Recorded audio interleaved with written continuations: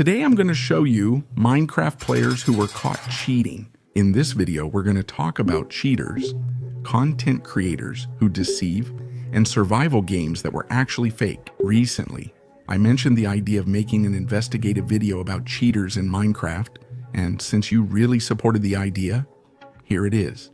Your wish is my command. Let's begin with a famous English-speaking creator. Even if you don't know him, you've likely seen one of his shorts. Without knowing who he was, of course, his name is Dakwavis. I'm not sure how to pronounce it. He's a YouTuber who got famous for viral clips with his face. Well, what do I mean by this, right? Well, let me explain. We all know gameplay videos without watermarks, just the game session, no voice, camera, or anything else. Dakwavis recognized these clips could go viral if he added his face and used that to his advantage.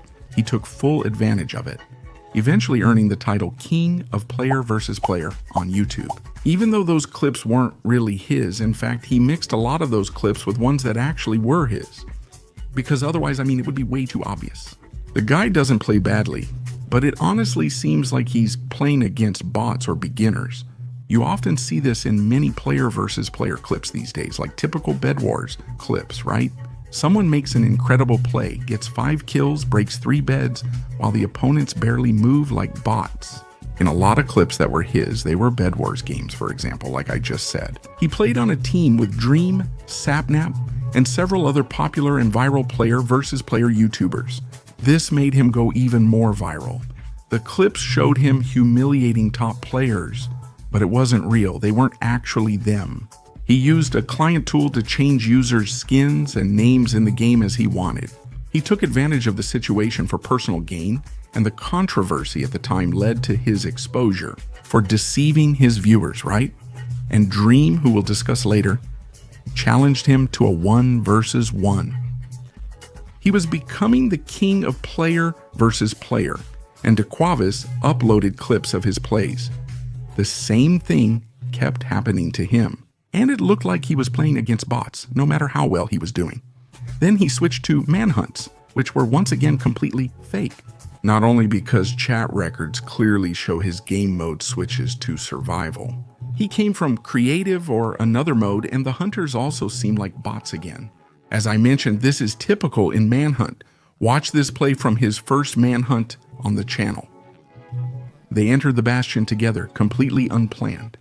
Dakwavis escapes using a web, sets and lights Trinitrotoluene, hooks it with a fishing rod, throws an ender pearl, and raises the Trinitrotoluene to where his 3 opponents wait, basically just waiting for them to come.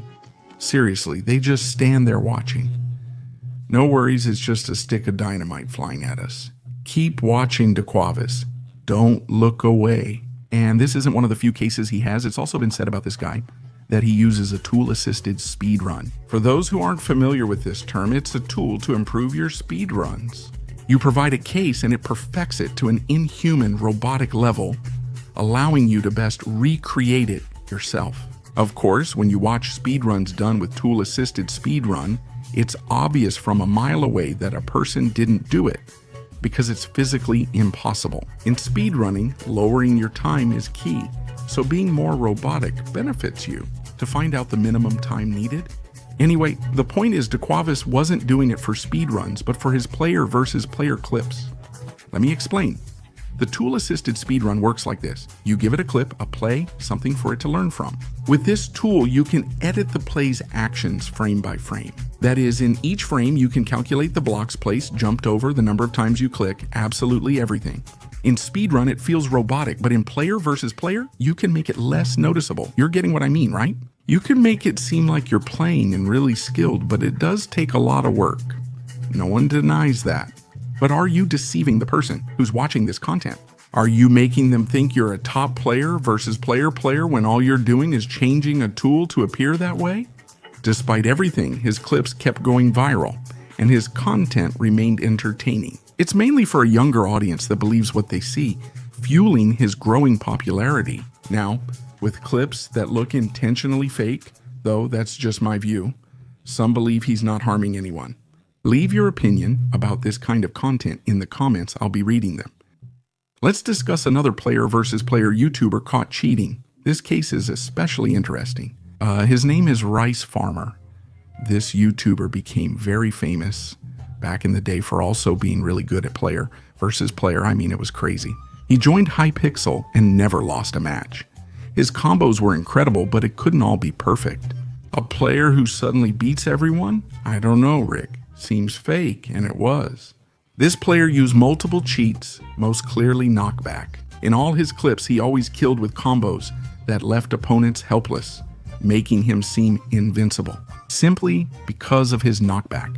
It was also said that he had much more reach than the others, which is why his combos were so hard to avoid. Even if you hit him first, he'd knock you back, putting you out of range. Most PvP players already know this. Ultimately, the player with slightly more knockback due to ping has a big advantage in the fight. But of course, if you assign it to yourself from the start, then you always have the advantage. In the end, it's simply about slightly adjusting the distance you hit. Since, depending on your ping, that is your connection, you can hit from farther or closer. So he took advantage of this to put himself at the maximum undetectable distance, and that way, he was always invincible. Obviously, he was also good at the game. If you give these kinds of hacks to someone who just started, they're not gonna win matches. Another cheat that people said he used was hitboxing, a tool that made it so every click that was slightly off the hitbox would still hit it the same way, often referred to as aimbot in other games. The thing is, his camera wasn't locked onto the opponent's hitbox. He would just hit the hitbox without even touching it. There are thousands of clips like this showing Legwis clearly cheating. The last part was later debunked. In the end, he was using an auto-clicker, something easily accessible and commonly used by everyone in player versus player. And this is the biggest problem with hacks in video games, that they're undetectable. Because of course, we all know the interface that lets you fly. Anti-knockback is very common, but it's also easier to detect. Anyone can get an auto-clicker for free. The peripheral hub from any brand gives you the option to create a macro where you're doubling your clicks. For example, you're practically reaching what would be the human limit, which might be around 14 or 15 clicks that only someone can do. Everyone boosts their clicks to 15 per second, making it undetectable.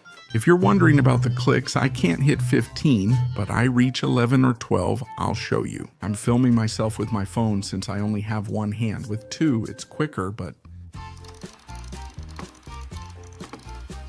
the trick is to shake your arm from here, from the elbow. You shake your whole arm. But I don't recommend it. It's pretty bad. It gives you wrist problems. Don't do it. Well, the thing is that these hacks are the most dangerous of all because in the end, they're undetectable. Due to these and other issues in his videos, he was permanently banned from Hypixel. Beautiful, isn't it? A story with a happy ending. Or is that what you think? 3 months after his ban, he uploaded a controversial YouTube video admitting to cheating, though not as expected. I won't show the clip to avoid issues, but I'll recreate it with a similar animation. Banned from Hypixel for 3 months, I decided to try something. This is Pepe. He loves Bed Wars, but cheats. He hasn't been caught yet. After a long time, I forgot about Pepe, but Pepe kept playing. And after 4 months of playing 24/7 without rest, Pepe reached 500 stars. Okay, how can you be so shameless, getting caught cheating? Admit that during those inactive months you kept playing and cheating. Haven't you learned anything? To be clear, cheating is wrong, mainly because it ruins the experience for others. Only you enjoy playing with cheats. What really annoys me is his arrogant tone. Saying that Pepe was your 10th bot, I mean, dude, in the end, you're not helping your cause at all, and you're not doing anything positive for the community. You just do it to brag that you've been cheating for years without getting caught. And it bothers you that your most viral account was the one that got caught first? Although, I'm glad he's not involved with anything related to Minecraft anymore. In fact, I think he had a startup, so as long as he's not doing anything illegal, I hope things go well for him. I can tell you're excited. The hype is obvious. Should we talk about Dream? Everyone knows him. He's the world's top Minecraft YouTuber, has joined thousands of events, and is a highly skilled player versus player. His career hasn't been very long, but he found the formula to go viral. He started by making Minecraft cursed videos. He kept viewers watching his videos by making them nonsensical. Chests with bedrock on top? Extremely useless in long mechanisms. In other words, a formula to make his video fill up with comments and shares with other people. I watched these videos before I knew who Dream was, only finding out while making this video. Amazing. He rose to fame worldwide with his Speedrunner versus Hunter videos, among other viral clips. But what do you mean by speedrunner? That's right, Dream was always a well-known speedrunner in the scene. But I think his need to be seen as the best backfired, causing all his controversy. Many speedrunners would join his streams to see how he managed to lower his runtime so much, and they all came to the same conclusion. Is he luckier than us? They started to realize that if there was a chance to get lucky, he would get it. So he started to be investigated because of that. To beat Minecraft, enter the end. To activate it, you need at least 12. Eyes of Ender are made from ender pearls and blaze powder. Blaze powder comes from nether fortresses, while ender pearls are typically traded from piglins. This is the fastest way that we all know now. Well, after many studies, it was discovered that the average chance of a piglin dropping an ender pearl was higher. In Dream's case compared to other speedrunners and with the blazes, well, the same thing happened. He had a higher percentage of rods dropped than the rest. Keep in mind, this applies not just to the record clip, but to many of his speed runs. His average being much higher than the global average is suspicious. Let me show you with numbers. If you play a game where 5 blazes in a row drop 5 coins, there's a 50% chance of that happening. It would be like flipping 5 coins and getting heads 5 times. Is it hard? Yes, but it's not impossible. The data they used from Dream came from hours of live streams where he did many runs and killed numerous blazes, meaning he flipped many coins. They did the relevant math on the drops he had gotten, and it came out. The chance that what happened to Dream with the blazes would happen to a player was 1 in 113 billion. I mean, impossible. It's like instead of one Earth, there were 14,100 planets with the same population. And what if you held a lottery and only one human out of those 14,000 planets won, and it was you? And that's just for blaze rods. There are people who still claim today that it's possible. I don't know, but anyway, if you give that information to any mathematician, they'll tell you it's impossible. The probability that he modified the game to cheat versus that it actually happened is infinitely higher. But it doesn't matter what assumptions we make now, since many years have passed and Dream has already responded to these allegations.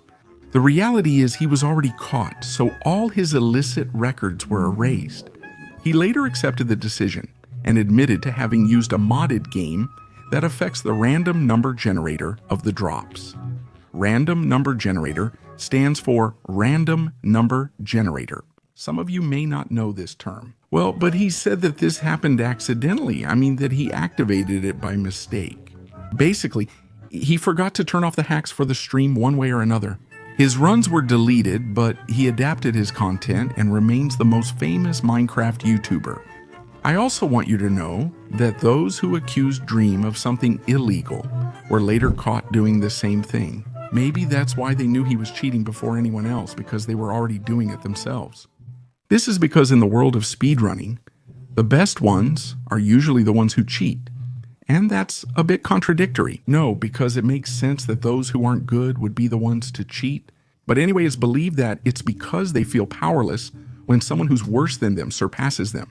In Minecraft, the following happens. From their point of view, they simply modify the game so that they have the same luck as the person who holds the world record at that moment. They see others get lucky with drops and spawns, then alter the game to show they're better under those conditions. But they're actually cheating. Ultimately, this is just a clash of egos. Consider what it takes to set a world record, dedicating countless hours to compete and keep improving. So that in a flash, someone who's been luckier than you in a run takes your spot away? It has to burn and hurt. That's just how it is. And simply out of ego, they decide they're better than they really are. If you think about it, they just haven't been as lucky. And, well, in the end, they try to prove it in something they call equal conditions. What I've told you in the end is just the nature of speedrunning. Being number one doesn't mean you're the best. It means you were the luckiest and stayed calm when it mattered. The perfect seed is rare, appearing only once every thousands of seeds. Equal conditions happen when both players, under the same rules, can end up getting the same thing. Players who are legitimately lucky play on the same stage as those who aren't, but they switch roles. Instead of saying that this player has been luckier, they prefer to adapt to their luck to prove that they are better. This is more than cheating. It's unfair. Are you dismissing a world record just because you think it was luck? Even if it was, don't you think that person spent hours forcing that luck? I'm not talking about Dream. He cheated too, but you see my point. He's not alone in cheating. It's unfair that looking better means you have to prove your superiority.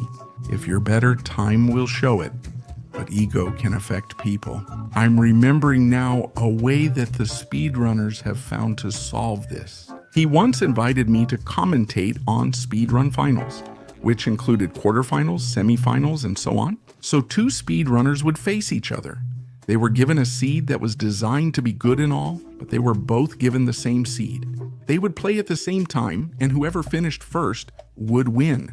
That's a true test of skill. Ultimately, the tournament winner may not hold the top Minecraft run, but it's certainly a fairer method. You prove you're a good speedrunner by moving well in any seed against anyone and doing it faster than others. But nobody invented speedrunning, right? Mojang never thought that would be part of the game, so it's not balanced. Is that it? Well, Mojang and I don't think any game really thinks about speedruns, right? Let's move on now to the case of survival games, where honestly I have a lot to talk about. The survival games community on YouTube is now huge. Many YouTubers create survival or hardcore series, dedicating each day to working on projects. But how many are real? You've probably wondered that. The truth is, it's hard to know. Many YouTubers appear to have fake videos, but there's no solid evidence to prove it.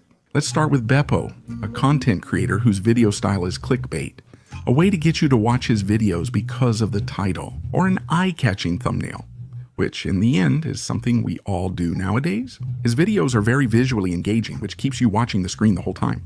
Up to this point, there's nothing unusual about his content. The problem comes from his, where people suspect he's cheating. In one episode, he built a machine to break the nether roof, which has 5 bedrock layers, but it only breaks 1 layer at a time. How can we explain the whole roof is gone after the machine passed over just once? I'll tell you. Commands or World Edit is a mod that lets you clear a whole perimeter with one command. It appears Beppo used that in the episode, as shown in the clip. He even apologized when it was discovered he was cheating. But I don't want this to turn into a witch hunt either, because deep down I understand. Just think about it. A YouTuber has his needs and makes videos to be able to eat. If he wants to eat every month, he needs enough as videos to feel secure he'll make it through the month. Often it's complicated. You have to create a major project to make the video interesting, since just mining isn't engaging. Some people might like it, but most don't. Now imagine having to upload a major project video every week. It's physically impossible, so what do you think is better? Not being able to eat for a whole month in exchange for releasing a video made entirely by you, or being able to eat in exchange for doing a little trick, like clearing all the floating blocks left after making a perimeter with World Edit? Ultimately, the system forces you to do it. I'm not saying it's justifiable, not at all, but in a way I understand it. Do you feel forced to upload a video and tempted to remove those blocks in a minute? Spending 8 hours is a lot. The little devil on your shoulder pushes you to do it, because in the end, you're going to give in. 2 work days, or 1, or however many, where you're going to do something that's worthless. It has no entertainment value and won't last a second in your video. Hundreds of creators make similar content. It's about making their audience believe their content is real when it's not. For example, this creator is very obvious about it. Jerome ASF creates 100-day Minecraft content based on each video's theme. So far, everything's fine. He uploads 2 videos a week like this, which might be fine, but actually he posts even more content throughout the week. I mean, he physically doesn't have time to play 100-day worlds while making other content at the same time. It's impossible. He'd have to never sleep. But why is survival so viral? There was once a YouTuber named Sam Diction elevated his hardcore world. Epic, time-consuming builds, such as trapping 3 dragons in the Eden, were the content that went viral. But when he died in that world, he retired. He had left a legacy and didn't want to ruin it. He wanted his image to remain for all time. This inspired many other YouTubers to create similar builds. But of course, it's hard to upload a video every week or every month, even if it's similar content. As I've said before, that's why people decide to fake it. Note that Sam Diction could have opened ports to use commands and return to game mode survival, but he chose not to, as he didn't want that image of himself to persist. Most hardcore YouTubers have likely done it more than once. That's just how it is, believe me or not. I bet over half of them have died, but kept playing in the same world. I think there are better ways to make a survival series visually appealing for the viewer, and you have to work hard to stand out. For example, the way I found to do weekly projects in my survival was thanks to the helpers. And thanks to them, I've been able to upload videos more regularly. Or maybe I've brought people into my world who enjoy playing Minecraft, even if they're doing more repetitive tasks. Also, they're well known in the community and they're happy to do it. And if they don't want to do it, they just don't. I don't force anyone. There are enough people, so it's unnecessary. So those parts that I could do in creative mode to save recording time, will they do them? Is that cheating?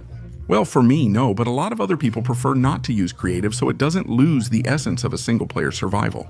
Hey, everyone has their own point of view, I'm sure, and some people have even told me that they prefer using creative mode. Or maybe they use commands to extend their time instead of seeking help from others, like I do. Still, I can't actually prove I'm not cheating in my survival. Honestly, you can't really tell. In my case, I use helpers, but I think the difference with those who use them is creative mode to progress in their world, is that I admit it. Obviously, I'm not doing that. My colleague is doing this part, but I'm speaking. If I used cheats or creative mode, I'd mention it too. What happens is that I know a lot of people would be disappointed. A lot of people wouldn't want to watch the series, so I simply prefer to have helpers. By the way, regarding Beppo and his survival series that I mentioned, where he was caught cheating, I don't want to discredit his videos because they're well-made, entertaining, and he puts a lot of time into them. What happens is that he got caught by the system that exists on YouTube right now. And to save time and be able to reach the uploads needed to make a living, so to speak, he's had to resort to tricks. A lot of people in the community go after Beppo, but a lot of people do it, and in the end, well, you can tell from his videos that he's put in effort. What happens is that there are certain moments when he's gotten creative, and that's it. If you watch this kind of survival where they make a huge complete project in one video, I assure you it's not doable unless you cheat. It's simple. Either you get millions of views in a profitable language or it's not worth it. That's fine, because if you want to see a good survival, I'll upload survival in the Rubik to style again. So stay tuned to the channel and keep subscribed. Also, leave a like. See you in the next one. Goodbye.